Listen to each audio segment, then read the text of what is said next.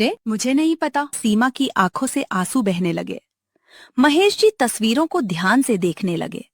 उन्हें कुछ अजीब लगा। ये तस्वीरें असली नहीं लग रही। पापा, आप हमेशा इसकी तरफदारी करते हैं। मैं सच की तरफदारी करता हूँ। महेश जी तस्वीरें अपने एक पत्रकार मित्र को दिखाते हैं। अगले दिन रिपोर्ट आ जाती है। ये तस्वीरें पूरी तरह एडिटेड हैं। क्या? किसी ने नकली सबूत बनाए हैं। अब सबकी नजर रिया पर टिक गई। फिर से तुम? रिया, आखिर कब तक? रिया एक बार फिर पकड़ी गई, लेकिन इस बार उसके चेहरे पर शर्म नहीं थी, सिर्फ गुस्सा था। अभी खेल खत्म नहीं हुआ है। रिया दूसरी बार बेनकाब हो चुकी थी, लेकिन उसके मन में अब भी गुस्सा भरा हुआ था। उधर एक दिन महेश जी अपने पुराने दस्तावेज देख रहे थे। अलमारी साफ करते समय उन्हें एक पुरानी फाइल मिली।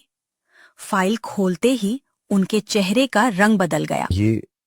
ये फाइल यहाँ कैसे? क्या हुआ? ये मेरे बड़े भाई की वसीयत है। महेश जी के बड़े भाई की कई साल पहले एक दुर्घटना में मृत्यु हो गई थी। उस समय उनकी छोटी बेटी भी लापता हो गई थी। परिवार ने बहुत खोजा, लेकिन वह कभी नहीं मिली। वसीयत के साथ एक पुरानी तस्वीर भी थी। तस्वीर में एक छोटी बच्ची के गले में चांदी का लॉकेट था। तभी शारदा देवी को कुछ याद आया। अरे, ऐसा ही लॉकेट तो सीमा के पास भी है। क्या? सीमा को बुलाया गया। बेटी, ये लॉकेट तुम्हें कहाँ से मिला? मुझे नहीं पता बाबूजी, जब से होश संभाला है ये मेरे पास है। महेश जी और शारदा देवी एक दूसरे को देखने लगे। पुराने रिकॉर्ड और दस्तावेज निकलवाए गए।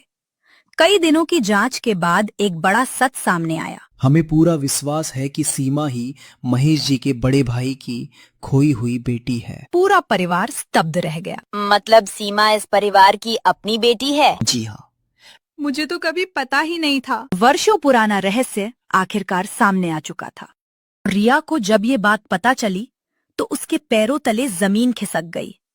उसे पता चला कि वसीयत के अनुसार परिवार की बड़ी संपत्ति का हिस्सा सीमा को मिलने वाला है। नहीं, ऐसा नहीं हो सकता। रिया, अब सच को स्वीकार कर लो। मैं अपनी सारी संपत्ति किसी गरीब लड़की को नहीं दूंगी। लालच ने एक बार फिर रिया की सोच पर कब्जा कर लिया। रिया ने वसीयत के कागज चुराने की योजना बनाई। एक रात वह चुपके से महेश जी के कमरे में घुस गई। रिया डरकर पीछे मुड़ती है। पूरा परिवार वहां खड़ा था। क्या यही संस्कार दिए थे हमने? तुम फिर गिर गई। अगले दिन पूरे परिवार की बैठक बुलाई गई। आज मुझे एक फैसला लेना है। सब शांत हो गए। सीमा ने इस घर को जोड़ा है और रिया ने बार बार इसे तोड़ने की कोशिश की।